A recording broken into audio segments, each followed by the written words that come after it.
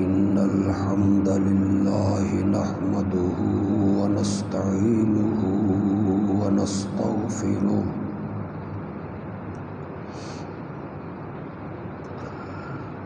ونعوذ بالله من شرور أنفسنا ومن سيئات أعمالنا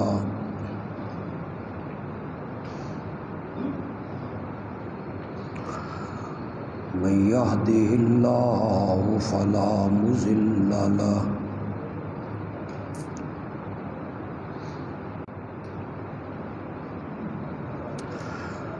وأشهد أن لا إله إلا الله وحده لا شريك له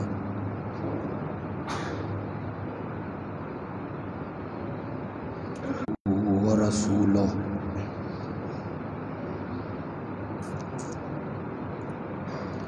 أرسله بالحق بشيرا ونذيرا وداعيا إلى الله بإذنه وسراجا منيرا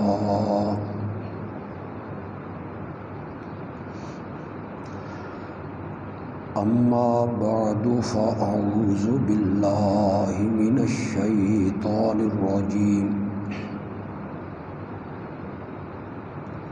بسم الله الرحمن الرحيم وَلَقَدِ اصْطَفَيْنَاهُ فِي الدُّنْيَا وَإِنَّهُ فِي الْآخِرَةِ لَمِنَ الصَّالِحِينَ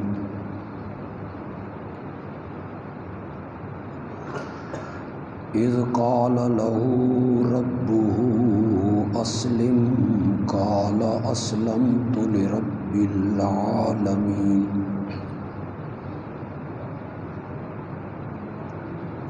وَوَصَّى بِهَا إِبْرَاهِيمُ بَنِيهِ وَيَعْقُوبُ يَا بَنِيَّ إِنَّ اللَّهَ اصْطَفَى لَكُمُ الدِّينَ فَلَا تَمُوتُنَّ إِلَّا ابراہیم کے دین سے صرف وہی آدمی منہ موڑے گا جس نے اپنے آپ کو بے وقوف بنایا۔ یقیناً ہم نے ابراہیم کو دنیا میں چن لیا تھا اور وہ آخرت میں نیکوکار لوگوں میں سے ہوں گے۔ جب ابراہیم سے اس کے رب نے کہا کہ فرما بردار بن جا، اسی دین کی نصیحت کی تھی ابراہیم نے اپنے بیٹوں کو، اور یعقوب نے بھی، اے میرے بیٹو، اللہ نے تمہیں چن کے دین دیا ہے، پس تم نہ مرنا مگر اس حالت میں کہ تم فرما بردار ہو۔ اللہم صلی علی محمد وعلی آل محمد کما صلیت علی ابراہیم وعلی آل ابراہیم انک حمید مجید۔ اللہم بارک علی محمد وعلی بارکت علی ابراہیم وعلی آل ابراہیم انک حمید مجید۔ آگے ہیں آپ، پہلی صف پہ ہیں، پہلے اگلی صف مکمل کریں۔ آگے ہیں،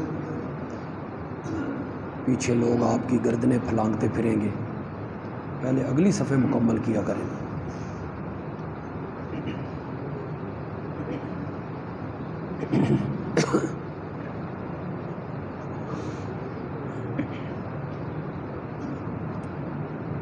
آگے آئیں، آپ آگے آئیں، یہاں آئیں، چلو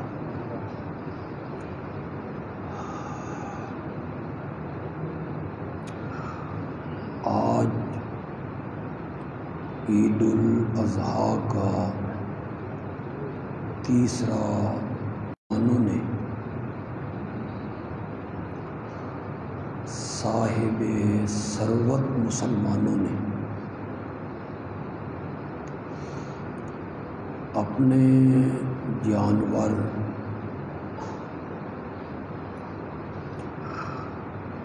اللہ کی راہ میں قربان کیے۔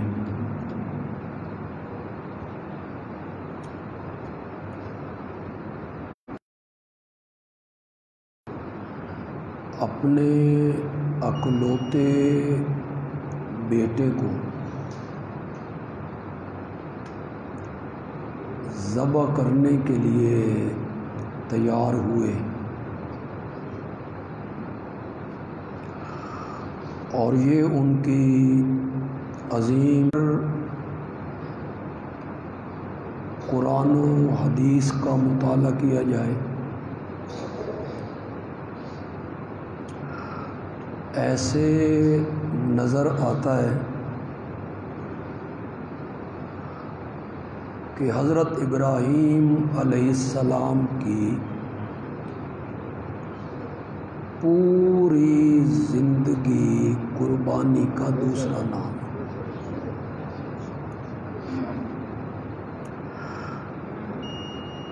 قدم قدم پہ اللہ نے ان سے قربانی مانگی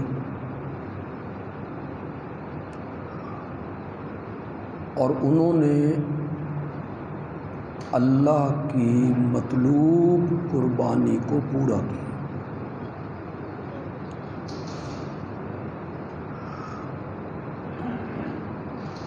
عام میں جو لوگ قرآن سے شدھ بدھ رکھتے ہیں، اسے پڑھتے ہیں، وہ یقیناً جانتے ہیں کہ اللہ نے حضرت ابراہیم علیہ السلام کی دو صفتوں کا قرآن میں بہت ذکر کیا۔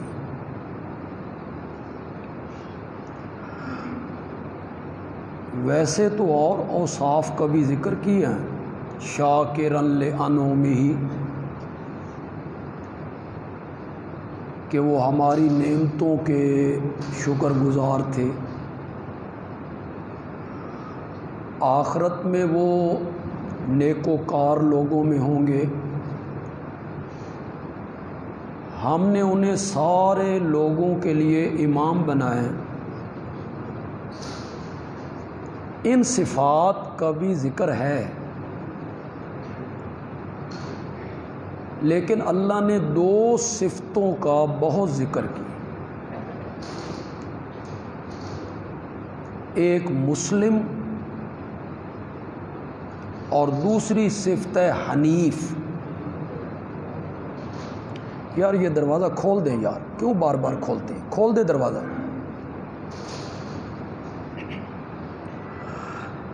ایک صفت ہے مسلم اور دوسری صفت اللہ نے ان کی ذکر کی حنیف۔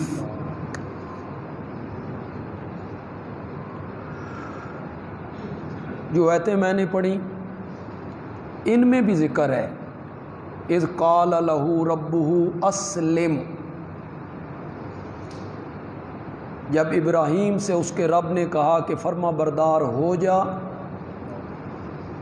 قال تو وہ کہنے لگے اسلمت لرب العالمین، میں رب العالمین کا فرما بردار۔ یہ زیادہ ذکر کیا ان دو صفتوں کا۔ اور اگر آپ قرآن کا مطالعہ کریں اور سمجھ کے آپ قرآن پڑھیں اور اللہ آپ کو توفیق دے۔ تو قرآن سمجھ کے پڑھنے والے شخص کو یہ بات سمجھ آئے گی کہ قرآن نے حضرت ابراہیم خلیل اللہ کا تذکرہ بہت زیادہ کیا ہے، بہت تذکرہ کی۔ یہ تو میں نہیں کہتا کہ سب نبیوں سے زیادہ کیا ہے، میرے علم کے مطابق سب سے زیادہ تذکرہ قرآن نے حضرت سیدنا موسیٰ کلیم اللہ کا کیا، بہت زیادہ۔ پہلے پارے میں کیا، سورۃ طٰہٰ میں کیا، قصص میں کیا، شعراء میں کیا، انبیاء میں کیا۔ سورۃ قصص میں تو ان کی پوری زندگی کو بیان کرنا، کیسے پیدا ہوئے، قتل کا ارادہ ہوا، ماں نے کیسے صندوق میں ڈالا، ماں نے کیسے لہروں کے حوالے کیا، ہم نے اس کی ماں سے کیا وعدے کیے تھے، پھر ہم نے اپنے وعدوں کو کیسا پورا کیا۔ ماں ہے نا، ایک منٹ کے لیے تصور تو کرو نا، ماں اپنے بچے کو صندوق میں بند کر کے لہروں کے حوالے کر رہی، آسان ہے؟ الہام ہی ہے نا، وہی تو نہیں نا اتری، الہام ہوا اللہ کی طرف سے، ذہن میں اللہ نے بات ڈالی کہ صندوق میں بند کر کے اسے لہروں کے حوالے کر دے، ہم تیرے بیٹے کو تیرے پاس واپس لے کے آئیں، تیرے بیٹے کو تیرے پاس واپس بھی لے کے آئیں گے اور اسے نبی بھی بنائیں گے۔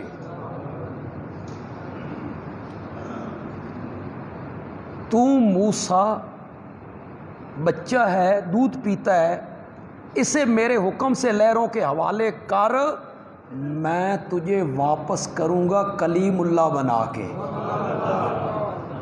تو حضرت موسیٰ علیہ السلام کا تذکرہ بہت زیادہ ہوا، بہت زیادہ ہوا۔ اس کی وجہ کیا ہے؟ اس کی وجہ ہے نبی اکرم صلی اللہ علیہ وسلم کو اور ان کی امت کے جو داعی ہیں، مبلغین ہیں، انہیں شجاعت دلانا ہے۔ سمجھو کو کوئی نہیں سمجھا؟ انہیں یہ سمجھانا ہے کہ توحید کا بیان کرنا، شرک کے خلاف آواز اٹھانا، حق کی بات کرنا، باطل کے خلاف ڈٹ جانا، یہ کام کرو گے تو قدم قدم پہ مصیبتیں آئیں۔ یہ اللہ اس امت کے علماء کو بتانا چاہتے ہیں، خود نبی اکرم صلی اللہ علیہ وسلم کو بھی اللہ تسلی دینا چاہتے ہیں کہ دیکھو حضرت موسیٰ کے ساتھ کیا ہوا، کتنے مصائب، کتنے دکھ، کتنی تکلیفیں انہوں نے جھیلیں، لیکن ان کے قدم استقامت میں ذرا برابر بھی فرق نہیں۔ فرعون کے سامنے ڈٹ جانا آسان تھا، جہاں حزب اختلاف بھی کوئی نہیں، اپوزیشن کا وجود کوئی نہیں، ڈکٹیٹر ہے، آمر ہے، صرف آمر نہیں ہے، انا ربکم الاعلی، میں ہوں سب سے بڑا اور سب سے اعلیٰ رب، بلا شرکت غیر، وہ مصر کا مالک ہے، کوئی اپوزیشن نہیں ہے، کوئی حزب اختلاف نہیں ہے، اس نے چوکوں میں اپنے مجسمے نصب کروا رکھے ہیں کہ گزرتے ہوئے ان کو ہاتھ لگا کے جاؤ، ان کو پوجھ کے جاؤ، ان کو بوسہ دے کے جاؤ۔ لوگ اس کو پوجتے ہیں، اس کے مجسمے پوجتے ہیں لوگ۔ اس فرعون کے دربار میں آ کے یہ کہنا کہ رب تو نہیں، رب کوئی اور ہے، آسان تھا؟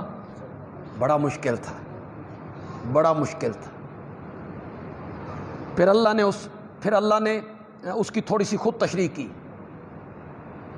الذی اعطی کل شیء خلقہ ثم ہدی۔ موسیٰ علیہ السلام نے رب کا تعارف کروایا تو قرآن میں اللہ نے اپنی طرف سے ایک بات داخل کی، وہ موسیٰ کا کلام الگ تھا، اللہ نے اپنی بات الگ کی۔ اللہ نے کہا رب وہ ہے جو ہر چیز کو تخلیق کرتا ہے، اس کو صورت دیتا ہے، پھر دنیا سے اسے نفع حاصل کرنے کے طریقے سکھاتا ہے. بعض باتیں ہوتی تو بڑی آسان ہے لیکن آپ کو سمجھانی پڑتی. نفع حاصل کرنے کے طریقے سکھاتا ہے. پیدا ہونے کے بعد 2-3 دن کے بچے کو دودھ چوسنے کا طریقہ سکھاتا ہے. ایسے دودھ چوسنا ہے. بلی کے بچوں کو پہلے یہ سکھاتا ہے تمہاری غذا کہاں ہے. تو بچے ہیں, انہیں کیا پتا ہے کہ ہماری غذا کہاں ہے. یہ کون سکھا رہا ہے؟ رب. انہیں پہلے یہ بتاتا ہے کہ تمہاری غذا کہاں ہے, پھر بلی کے بچوں کو یہ سمجھاتا ہے کہ اسے حاصل کرنے کا طریقہ کیا ہے.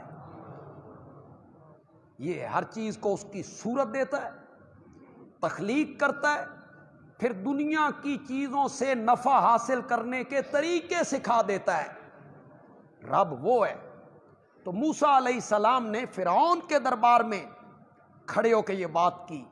پھر جب وہ قوم کو لے کے اللہ کے حکم سے نکلے, فرعونیوں نے ان کا تعاقب کیا, اللہ نے انہیں سمندر والے راستے کی طرف ڈال دیا کہ آگے سمندر ہے, دائیں پہاڑ ہیں, بائیں پہاڑ ہیں, آگے سمندر ہے, پیچھے فرعون ہے. اور فرعون کا ظلم, تشدد, درندگی وہ کسی سے مخفی نہیں ہے, غصے میں بپھرا ہوا ہے. انہیں جرت کیسے ہوئی کہ ہمارے ملک سے ہماری اجازت کے بغیر ہمارے نوکر اور ہمارے ملازم نکل جائیں. لاکھوں کی فوج لے کے پیچھے آیا ہے, سامنے سمندر ٹھاٹھے مار رہا ہے. قوم نے پیچھے مڑ کے دیکھا کہ فرعون اور اس کی فوجیں سر پہ آ گئی ہیں, تو قوم کہتی ہے انا لمدرکون, موسیٰ پھڑے گئے ہیں, ہم پکڑے گئے ہیں, آگے جانے کا راستہ کوئی نہیں کہ سمندر ہے, پیچھے فرعون کی فوج ہے, دائیں بائیں پہاڑ ہیں, یہ ذبح کریں گے سمندر میں ڈالتے چلے جائیں گے. مصر میں ہوتے تو قبریں تو بنتی نا, یہاں قبریں بھی نہیں بنے گی. ساری قوم کے ہاتھ پاؤں پھول گئے. یہ نہیں کہتے ہیں کہ ہم مقابلہ کریں گے, یہ نہیں کہتے ہیں ہم مقابلہ کریں گے, اس کی کیا جرات ہے, نہیں کہتے ہیں ہم پکڑے گئے, مارے گئے. اس موقع پر جب سامنے سمندر ٹھاٹھے مار رہا ہے, کشتیاں جہاز کوئی نہیں, پیچھے سب سے بڑا دشمن فوج لے کے آ گیا ہے, دائیں بائیں جانے کے راستے مفقود ہو گئے ہیں. اس وقت حضرت موسیٰ کہتے ہیں کلا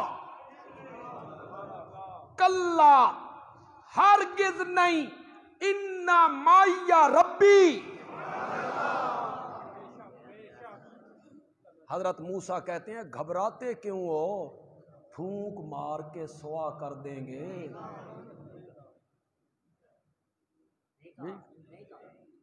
نظر اٹھائیں گے وہاں غرق کر دیں گے. میں مختار کل ہوں, میں متصرف فی الامور ہوں, مجھے اختیار حاصل ہیں. تم نے آج کہانیاں بنائی ہیں ساری, اور وہ بھی ان لوگوں کے لیے جو فوت ہونے جانے کے بعد قبروں میں دفن ہو گئے کہ انہیں اختیار حاصل ہیں. یہ بڑی پہنچی ہوئی سرکار ہے. حضرت موسیٰ سے زیادہ پہنچا ہوا کون ہے؟ جن کے ساتھ رب نے بغیر واسطہ جبریل کے کلام کیا تھا. اس سے بڑا پہنچا ہوا کون ہے؟ درمیان میں جبریل کوئی نہیں, رب اور ان کی گفتگو ہو رہی ہے. اتنی پہنچی ہوئی سرکار, رب کے دربار تک وہ یہ نہیں کہتا تصرف میرا ہے, اختیار میرا ہے. اس کی کیا جرات ہے, پھونک مار کے سوا کر دیں گے, نہیں کہتا. وہ کہتا ہے انا معی ربی. کس کو پکار رہا ہے؟ یہ قرآن کیوں بیان کرتا ہے؟ کہانیاں سناتا ہے قرآن. قرآن یہی کہتا ہے کبھی دشمن سے مقابلہ آ جائے تو پھر اس وقت پکارنا ہے کس کو؟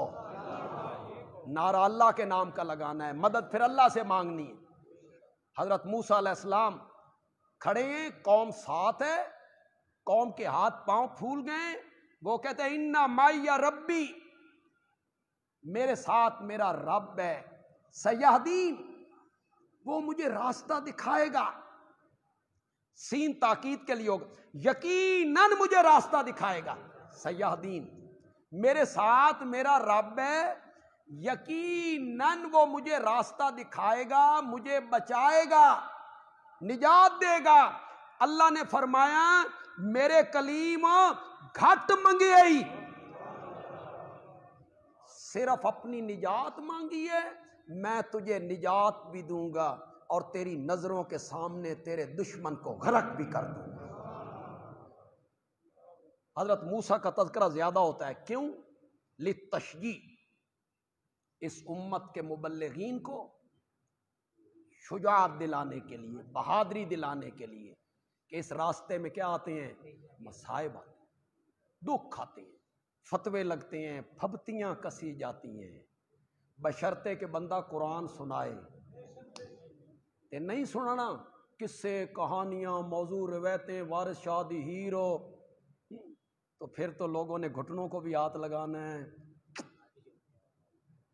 موجاں کرو، اس دنیا میں موجاں کرو، لوگ گھٹنے چھوئیں گے، ہاتھ چھوئیں گے، نذرانے دیں گے، پیسے دیں گے، کپڑے دیں گے، زیور دیں گے، گاڑیاں دیں گے، لوگ نوٹ نچھاور کریں گے، لوگ کہیں گے مولانا بہت اچھے ہیں، کسی کو کچھ نہیں کہتے ہیں، ہمارے مولانا پہ سب راضی ہیں، ہمارے مولانا بہت اچھے ہیں، ہمارے مولانا پہ سب راضی ہیں۔ تمہیں یہ جملہ کہتے ہوئے شرم نہیں آتی؟ سب راضی تو محمد عربی سے بھی نہیں ہوئے، تمہیں یہ حیا نہیں آتی یہ کہتے ہوئے؟ ساری خلقت میرے نبی سے راضی ہو گئی تھی،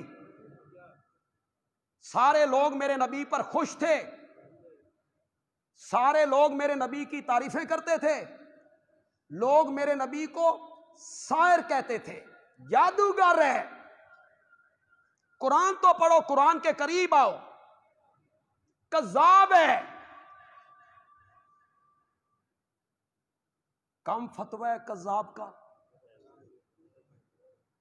آپ گلی سے گزر رہے ہو، میں سڑک پہ گزر رہا ہوں، کوئی بندہ مجھے کہے کذاب، نہیں ذہنی کوفت ہوتی، نہیں تکلیف ہوتی ذہنی؟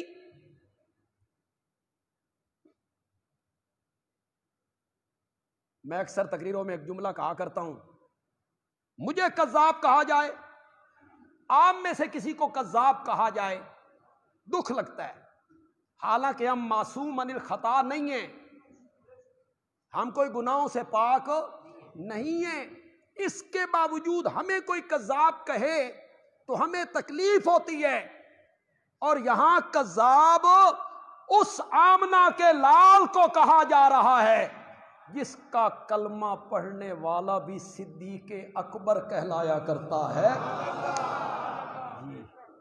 اسے کذاب کہا جا رہا ہے، جس کا کلمہ پڑھنے والوں کو قرآن کہتا ہے اولئک هم الصادقون، میرے نبی کا کلمہ پڑھنے والے صحابہ الصادقون، بولو تو صحیح یار، بولو تو صحیح، قرآن کہتا ہے صحابہ کے بارے میں کہتا ہے اولئک هم الصادقون۔ یہ جو لوگ کہانیاں گھڑتے ہیں نا صحابہ کے متعلق، یہ آیتیں اس کی تردید کر رہی ہیں، قرآن کہتا ہے وہ سارے سچے تھے، اولئک هم المتقون، وہ سارے کیا تھے؟ بولو تو صحیح یار، فتح مکہ سے پہلے ایمان لانے والے، فتح مکہ کے بعد ایمان لانے والے، فتح مکہ سے پہلے ایمان لانے والوں کا درجہ بعد والوں سے بلند ہے، لیکن کلن کلن کلن کا معنی کرو، کلن، فتح مکہ سے پہلے ایمان لانے والے ہوں، فتح مکہ کے دن ایمان لانے والے ہوں، فتح مکہ کے بعد ایمان لانے والے ہوں، کلن وعد اللہ الحسنی، جنت کا وعدہ میں نے سب سے کر رکھا ہے۔ یہ قرآن پڑھا کرو، صحابہ کو کتابڑیوں میں نہ دیکھا کرو، فلاں نے یوں لکھا ہے، فلاں حدیث میں یوں آیا ہے۔ حدیثیں موضوع بھی ہوتی ہیں، اس کے راوی کذاب بھی ہوتے ہیں۔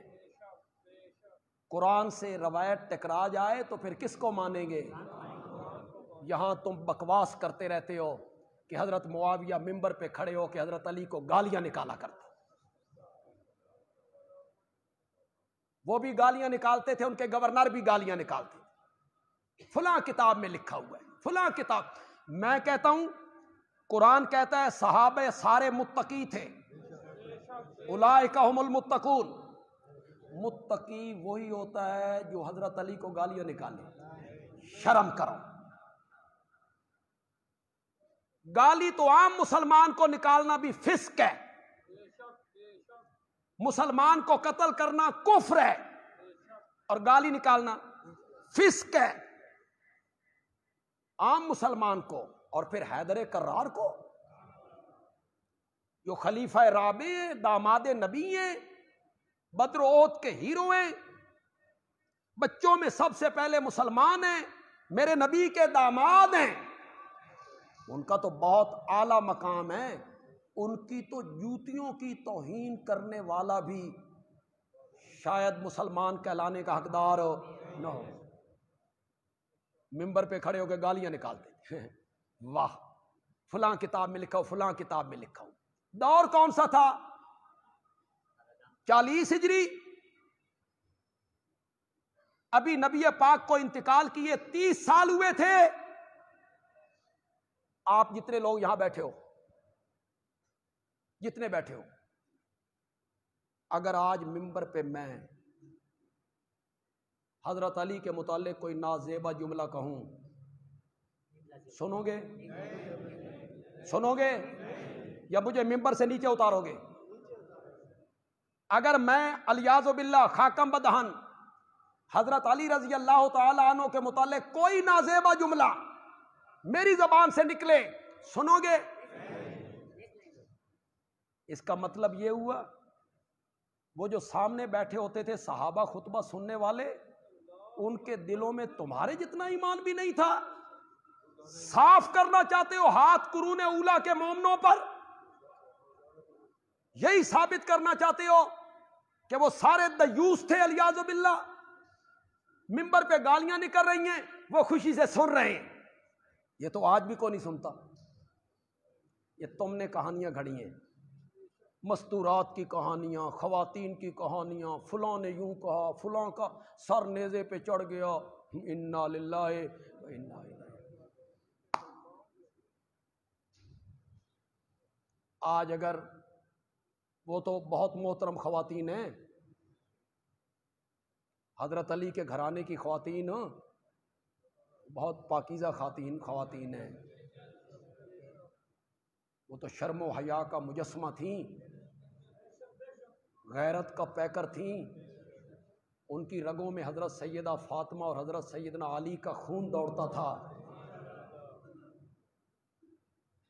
وہ خطبہ دے رہی ہیں، وہ خطبہ دے رہی ہیں، تقریریں کر رہی ہیں، پیٹ رہی ہیں، انا للہ۔ کوئی کتاب، کوئی سی کتاب اٹھا لو، فلاں کتاب میں لکھا ہوا ہے، فلاں، جو کچھ کتابوں میں لکھا ہوتا ہے وہ صحیح ہوتا ہے،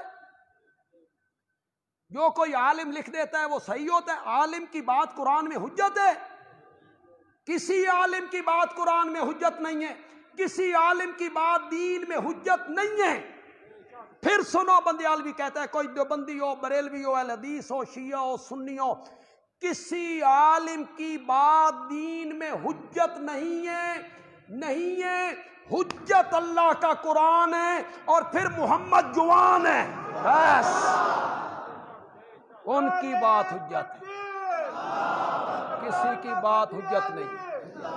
فلاں عالم نے یوں لکھا ہے، فلاں عالم، لکھتے رہے بھائی، وہ کوئی ہمارے لیے حجت ہے؟ ہمارے لیے حجت کیا ہے؟ قرآن کہتا ہے رضی اللہ عنہم، قرآن کہتا ہے اعد لہم جنات، یہاں ذکر کیا وہاں فرمایا والسابقون الاولون من المہاجرین والانصار، اللہ اکبر۔ مولا قربان جاؤں، من المہاجرین والانصار والذین اتبعوہم بإحسان، سارے مہاجر، سارے انصار اور جنہوں نے ان کی پیروی کی، وہ مہاجرین میں نہیں ہیں، انصار میں نہیں ہیں، ان کی پیروی کی، سب سے رضی اللہ عنہم۔ تو تنقید کرتا پھرتا ہے، وہ جیلم کا مرزا پٹاری کھول کے بیٹھ جاتا ہے، فلاں مورخ نے یوں لکھا ہے، فلاں عالم نے یوں لکھا ہے۔ میاں پہلے تو فیصلہ کر تو کون ہے، اپنی پوزیشن واضح کر، تیری عاقبت کیا ہے، تیرا انجام کیا ہے، تیری آخرت کیا ہے، اس کے متعلق سوچ۔ جن پہ تو تنقید کرتا ہے نا، ان کے بارے میں قرآن کہتا ہے اعد لہم جنات، اعد، پتہ نہیں آج صحابہ کے بارے میں یہ جملے میرے ذہن میں کیسے آ گئے۔ ایک جملہ میں کہا کرتا ہوں، اعد لہم جنات تجری تحتہا الانہار، صحابہ کو جنت کی اتنی تلاش نہیں تھی جتنی خود جنت کو صحابہ کی تلاش تھی۔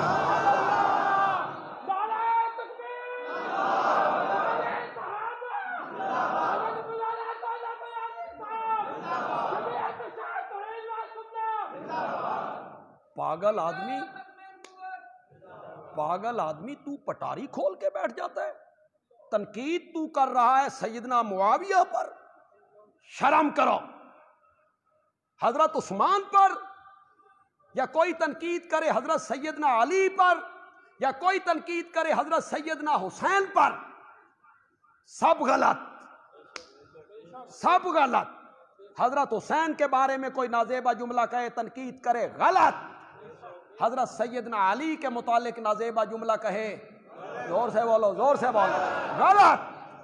حضرت حسن کے متعلق کوئی جملہ بولے، غلط۔ سیدہ فاطمہ کے متعلق بولے، غلط۔ ہم اہل سنت ہے۔ زین العابدین کے متعلق بولے، محمد باقر کے متعلق بولے، جعفر صادق کے متعلق بولے، موسیٰ کاظم کے متعلق بولے، غلط۔ یہ سب بزرگ تھے، یہ سب نیک لوگ تھے، موسیٰ کاظم ہوں، حضرت جعفر صادق ہوں، محمد باقر ہوں، یہ سب ولی اللہ تھے، یہ سب نیک لوگ تھے، یہ سب علماء کے زمرے میں شامل ہیں۔ ہم ان کی جوتیوں کے خاک کے برابر بھی نہیں۔ میرے جیسے لاکھوں علماء حضرت موسیٰ کاظم کی جوتیوں کی خاک کے بارے میں بھی برابر نہیں ہیں۔ وہ بہت اونچے تھے، ان کا نسب اعلیٰ ہے، ان کا حسب اعلیٰ ہے، وہ علماء تھے۔ ان کے متعلق توہین آمیز جملہ بولنا اپنے ایمان کو خطرے میں ڈالنا ہے، اپنے ایمان کو۔ اور یہ جتنے لوگوں کا نام میں نے لیا، حضرت محمد باقر، محمد جعفر صادق، موسیٰ کاظم، علی رضا، جتنے لوگ ہیں یہ نوٹ کیجئے، سب اہل سنت ہیں، یہ سب اہل سنت تھے۔ میاں تو اپنی فکر کر، اپنی عاقبت سنوار۔ پاگل آدمی ان پہ تنقید کرتا پھرتا ہے جن سے رب نے جنت کے وعدے کر لیے، جنہیں رب نے اپنی رضا کی سند دے دی ہے، تقوی کا سرٹیفکیٹ دے دیا ہے، ان کی صداقت کے اعلان کر دیے۔ پاگل ہو گئے ہو۔ مدینے جاتے ہو، روضہ رسول پہ پہنچتے ہو، قبر منور تو بہت دور ہے، اس کے باہر حضرت عائشہ کا حجرہ ہے، پھر نور الدین زنگی کی سیسا پلائی دیوار ہے، پھر جالیاں ہیں، اس سے بھی 5 فٹ پرے کھڑے ہوتے ہو، پھر قباء جاتے ہو، پھر احد جاتے ہو، تو یہاں آ کے کہتے ہو اساں مدینہ ویکھ کے آئے ہیں، جالیاں ویکھ کے آئے ہیں روزے دیاں، میری آنکھیں بڑی خوش قسمت ہیں، روزے کی جالیاں دیکھ کے آئی ہیں، میں احد کی پہاڑی دیکھ کر آیا ہوں، میں خندق کا وہ مقام دیکھ کے آیا ہوں جہاں نبی پاک کا خیمہ نصب تھا۔ پاگل آدمی، تو روزے کی جالیاں دیکھ کے آتا ہے تو تیرے پاؤں زمین پہ نہیں لگتے. تنقید ان پہ کرتا پھرتا ہے جو میرے نبی سے مسافے بھی کیا کرتے تھے, معانقے بھی کیا کرتے تھے, میرے نبی کے ساتھ سواریوں پہ سوار ہوتے تھے, میرے نبی کی محفل میں بیٹھتے تھے, میرے نبی کے ساتھ اکٹھا کھانا کھایا کرتے تھے. ان کی قسمت کو کون پہنچے, ان کے نصیب کو کون پہنچے جو میرے نبی سے مسافے کرتے ہیں, معانقے کرتے ہیں, ایک دسترخوان پہ بیٹھ کے کھانا کھاتے ہیں, میرے نبی کے ارشادات سنتے ہیں, میرے نبی کی مسکراہٹوں کو دیکھتے ہیں, میرے نبی کے چہرے پر انوار کو دیکھتے ہیں. صحابہ کوئی معمولی ہستیاں ہیں؟ صحابہ جیسے خوش نصیب لوگ آسمان نے نہ دیکھے, قیامت تک دیکھ بھی نہیں سکے. پتہ نہیں بات اس طرف کیوں نکل آئی. حضرت موسیٰ کا تذکرہ بہت زیادہ کیا قرآن. کیوں؟ شجاعت دلانے کی, شجاعت دلانے کی. پھر حضرت ابراہیم علیہ السلام کا تذکرہ قرآن نے زیادہ کیا. 25 صورتوں میں حضرت ابراہیم کا تذکرہ کیا. کتنی صورتوں میں؟ 25 صورتوں حضرت ابراہیم علیہ السلام کا تذکرہ کیا ہے قرآن. اس کی ایک وجہ یہ ہے کہ حضرت ابراہیم علیہ السلام جو ہے نا, یہ متفق علیہ شخصیت ہے. متفق علیہ کا آپ کو سمجھ نہیں آئی تو چلو ہماگیر, کیا ہے؟ ہماگیر شخصیت ہے. اس کی سمجھ نہیں آئی تو تھوڑی سی یہ بھی سمجھا دیتا ہوں. عیسائی جو ہیں, عیسائی, پہلے یہودیوں کی بات کر کیونکہ وہ پہلے ہوئے. یہودی حضرت موسیٰ علیہ السلام پر ایمان لاتے, تورات کو اللہ کی کتاب مانتے ہیں, جیسے بھی مانتے ہیں. حضرت عیسیٰ کو مانتے ہیں؟ نہیں مانتے. یہودی ہمارے پیارے پیغمبر کو مانتے ہیں؟ نہیں مانتے. صرف ایک نبی کے, حضرت موسیٰ علیہ السلام کے وہ قائل. ایک کتاب آسمانی, اس میں بھی تعریف ہو گئی, اس کے وہ قائل. اب آئیے عیسائی. عیسائی جو ہیں وہ حضرت موسیٰ کو نہیں مانتے, اور عیسائی ہمارے پیارے پیغمبر کو بھی نہیں مانتے. وہ صرف حضرت عیسیٰ علیہ السلام کو مانتے. کچھ نئے لوگ آئیں تو میری بات ذرا غور سے سنو. یہودی صرف یہ نہیں کہ حضرت عیسیٰ پر ایمان نہیں لاتے, وہ حضرت عیسیٰ کو گالیاں نکالتے, الیاذ باللہ, خاکم بدا. یہودیوں کا خیال یہ ہے کہ مائی مریم کے ناجائز تعلقات تھے یوسف نجار کے ساتھ. اس ناجائز تعلقات کی پاداش میں حضرت عیسیٰ پیدا ہوئے. انا للہ, یعنی حضرت عیسیٰ کا نسب بھی صحیح نہیں مانتے یہودی. ایمان لانا تو بڑی دور کی بات ہے.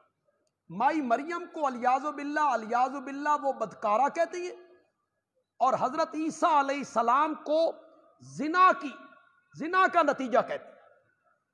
اللہ اپنی پناہ میں رکھے. اور ہم مسلمان حضرت موسیٰ کو بھی مانتے, آج بھی میں نے ان کا تذکرہ کیا. ہم حضرت عیسیٰ کو بھی مانتے, نبی مانتے, صاحب کتاب مانتے, صاحب معجزات مانتے ہیں. بچپن میں وہ اپنی ماں کی گود میں بولے, انہیں اللہ نے معجزے عطا کیے, مانتے. اور حضرت سیدنا محمد الرسول اللہ صلی اللہ علیہ وسلم کو آخری نبی مانتے, ان پر ایمان لے آئیں, شریعت ان کی چلے گی. حضرت عیسیٰ اور حضرت موسیٰ کی شریعت اب نہیں چلے گی. ایمان ان پر لانا ہے, پیروی ان کی نہیں کرنی. پیروی اب کرنی ہے آمنہ کے لال کی, بس صلی اللہ علیہ وسلم. ہم سب کو مانتے. لیکن آپ دیکھیے، یہودی اور عیسائی ہم مسلمانوں کے خلاف ایک ہیں، دونوں ایک سٹیج پر ہیں۔ اسلام کے خلاف ہمارے وجود کو مٹانے کے لیے یہودی اور عیسائی ایک ہیں۔ میں بتا چکا ہوں کہ یہودی حضرت عیسیٰ کے متعلق کیا کہتے ہیں؟ یہ ولد الزنا ہے، الیاذ باللہ، مائی مریم، الیاذ باللہ، الیاذ باللہ۔ یہودی کہتے ہیں یہ صالح عورت نہیں تھی۔ اس کے باوجود عیسائیوں کو شرم نہیں آتی، جو ان کے پیغمبر کو گالی بکے، مائی مریم پر الزام لگائے، صرف اس لیے سینے سے لگائے بیٹھے ہو کہ مسلمانوں کے خلاف محاذ بنانا ہے، اور ان مسلمانوں کے خلاف محاذ بناتے ہو جن کی کتاب میں کوئی سورت فاطمہ نہیں ہے۔ پتہ نہیں سمجھو کہ نہیں سمجھو؟ جن کی کتاب میں کسی سورت کا نام عائشہ نہیں ہے، جن کی کتاب میں کسی سورت کا نام خدیجہ نہیں ہے۔ اگر کسی عورت کے نام پر کوئی سورت اتری ہے تو وہ سورت مریم، جن کی کتاب سورت مریم سے بھری، جن کی کتاب اپنے نبی کا نام 4 مرتبہ ذکر کرتی ہے، قرآن میں 4 مرتبہ، کتنا؟ حضرت عیسیٰ کا نام 25 مرتبہ سے زیادہ۔ جو کتاب مائی مریم کے متعلق کہتی ہے وَأُمُّهُ صِدِّیقَةٌ، عیسیٰ کی ماں کیا تھی؟ صدیقہ تھی۔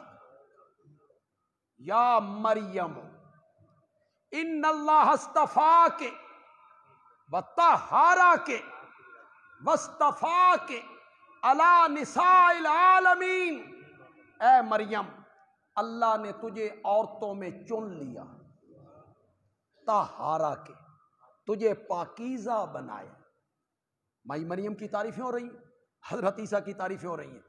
مزے کی بات یہ ہے، آج پروپیگنڈے کے زور پر ذرائع ابلاغ ان کے ہاتھ میں، ذرائع ابلاغ پہ وہ لوگ قابو رکھے ہوئے ہیں۔ ذرائع ابلاغ کے ذریعے اور پروپیگنڈے کے ذریعے وہ اپنے آپ کو کیا کہلاتے ہیں؟ اعتدال پسند، اور مسلمان دہشت گرد، مسلمان دہشت گرد، اور وہ کیا ہے؟ اعتدال پسند۔ واہ، مزہ نہیں آ گیا؟ جو طبقہ حضرت عیسیٰ کو گالیاں بکے، جو طبقہ مائی مریم پر الزام لگائے، وہ اعتدال پسند، اور جو مذہب حضرت عیسیٰ کو بھی مانے، مائی مریم کو بھی مانے، حضرت موسیٰ کو بھی مانے، تورات کو بھی مانے، انجیل کو بھی مانے، مریم کو پاکیزہ مانے، طاہرہ مانے، صدیقہ مانے، وہ مذہب کیا ہو گیا جی؟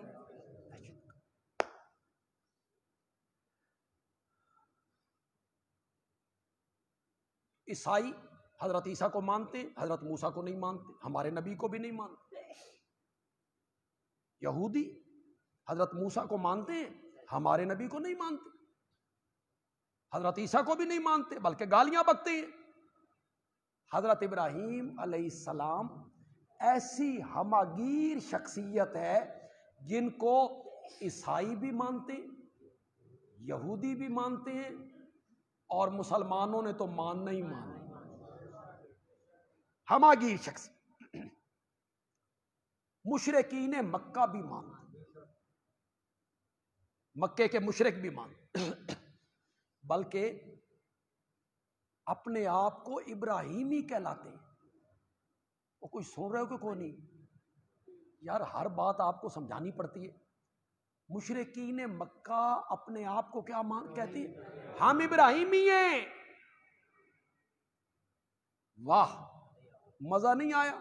ہم ابراہیمی ہیں، اور پوچھتے کیا ہے؟ بت۔ حضرت ابراہیم نے کیا کیا تھا؟ بت توڑے تھے، حضرت ابراہیم بت شکن ہیں، یہ بت گر ہیں، بت پرست ہیں۔ دعویٰ کیا ہے کہ ہم کیا ہیں؟ یہودی کہتے تھے ابراہیمی ہم ہیں، عیسائی کہتے تھے ابراہیمی ہم ہیں۔ اللہ نے قرآن میں کہا ابراہیم کے سب سے زیادہ قریب میرا یہ آخری نبی ہے، اس کے ماننے والے ہیں۔ قرآن نے تردید کر دی، کیوں؟ ابراہیم کے راستے پر یہ چلتے۔ ابراہیم کا راستہ توحید والا راستہ، حضرت ابراہیم کا راستہ بت شکن راستہ، حضرت ابراہیم کا راستہ شرک کی تردید اور مذمت کرنے کا راستہ۔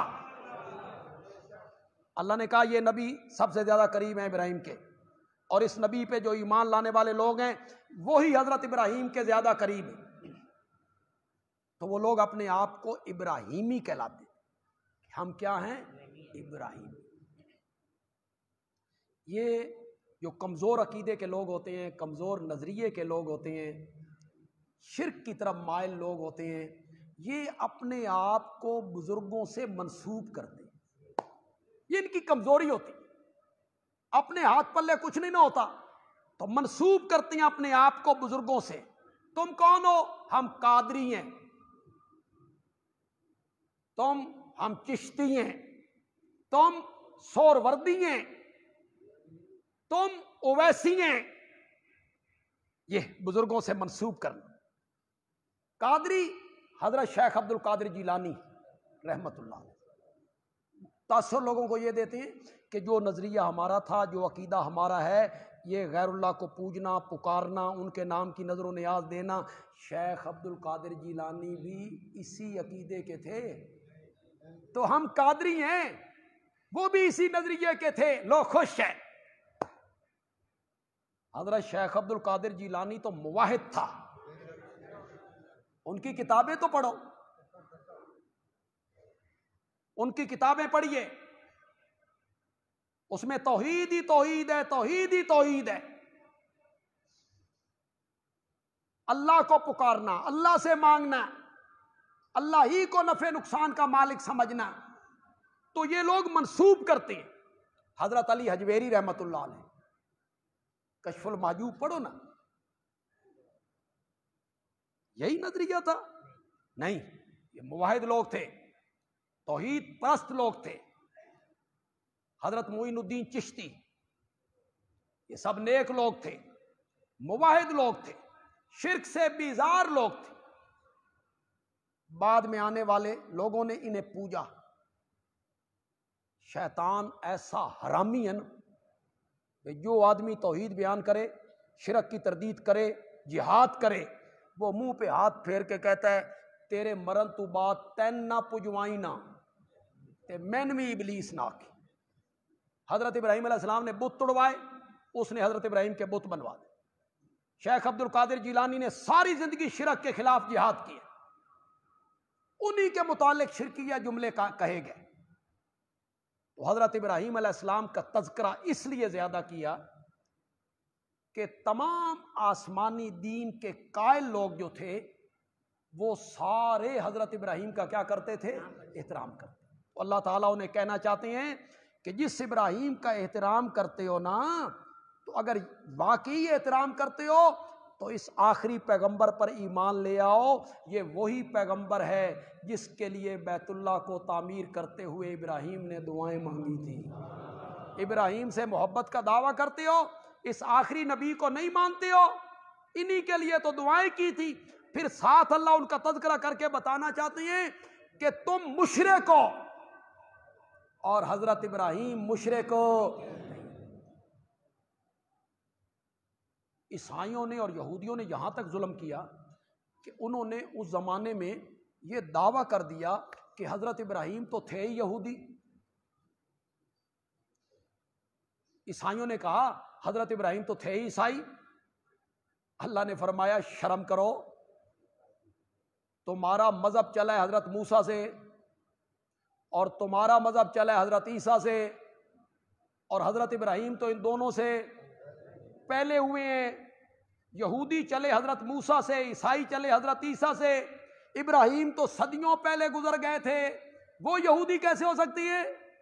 اللہ نے اس کا جواب دیا، جس چیز کا علم نہ ہو نا اس کے بارے لب کشائی نہ کیا کرو۔ تو اللہ نے تردید کی، ما کان ابراہیم یہودیا ولا نصرانیا، میرا ابراہیم یہودی نہیں تھا، میرا ابراہیم عیسائی بھی نہیں تھا، ولیکن کان حنیفا مسلما، وہی دو صفتیں آ گئی، ولیکن کان حنیفا مسلما، میرا ابراہیم تو حنیف تھا، یکسو ایک طرف لگنے والا، ایک کا بن جانے والا، سب سے رخ موڑ کے ایک کی طرف رخ کرنے والا۔ یہ جو خانقاہی نظام ہے، خانقاہی نظام، اب تو یہ سارا یوں ہی نظام ہے، نام کا نظام ہے، ختم ہو گیا ہے۔ کسی زمانے میں یہ نظام تھا، وہاں اللہ والے لوگ جاتے ان کے پاس، وہ ان کی اصلاح کرتے تھے، باطن سنوارتے تھے، تقوی پیدا کرنے کی کوشش، خوف خدا، خوف الہی پیدا کرنے کی کوشش، لوگ ان کی محفل میں مجلس میں رہتے تھے، اسے کہا جاتا تھا تصوف۔ تو دیوبند میں حضرت مولانا حسین احمد مدنی رحمت اللہ، ان کی ایک خانقاہ تھی، یہاں وہ اللہ اللہ سکھاتے تھے۔ وہاں بھچرا میں مولانا حسین علی رحمت اللہ، ان کی خانقاہ تھی۔ لاہور میں حضرت مولانا احمد علی لاہوری رحمت اللہ، ان کی خانقاہ تھی۔ تھانہ بھون میں مولانا اشرف علی تھانوی رحمت اللہ۔ یہ بے غرض لوگ تھے، ان کو کوئی مریدوں سے لالچ نہیں ہوتا تھا، آنے والوں کے جیب پر نظر، بلکہ اپنی طرف سے کھلاتے رہتے تھے۔ حضرت مدنی رحمت اللہ علیہ سے کسی نے پوچھا کہ حضرت یہ جو تصوف ہے اس کا نچوڑ کیا ہے، خلاصہ کیا ہے؟ یہ جو آپ اللہ اللہ سکھاتے ہیں، آپ کی خانقاہ میں بندہ آئے آپ کے پاس رہے، اس کا نچوڑ کیا ہے، مغز اور خلاصہ کیا ہے؟ حضرت مدنی نے 2 لفظوں میں بیان کی، سنیے گا، لطف لیجئے گا، مزہ آ جائے تو سبحان اللہ کہہ دیجئے۔ حضرت مدنی نے 2 لفظوں میں پورا خانقاہی نظام تصوف کا خلاصہ بیان کیا، فرمایا بابا سب سے رشتہ توڑ اور رب سے رشتہ جوڑ، یہ ہے تصوف، یہ ہے خانقاہی نظام، سب سے رشتہ توڑ اور رب سے رشتہ، یہ ہے حنیف، یہ حنیف کا معنی ہے، ولیکن کانا حنیفا مسلما۔ 2 فرقوں کی تردید کر دی نا، یہودی بھی نہیں تھے، عیسائی بھی نہیں تھے، اب تیسرا طبقہ رہ گیا تھا مشرکین مکہ کا، جو کہتے تھے کہ ابراہیم ہمارے ہیں، ہم ابراہیمی ہیں۔ اللہ نے فرمایا وما کان من المشرکین، میرا ابراہیم شرک کرنے والوں میں سے نہیں، میرا ابراہیم شرک سے صاف دل لے کے ہمارے پاس آیا تھا۔ اللہ تعالیٰ عمل کی توفیق عطا فرمائے۔ وما علینا الا البلاغ المبین۔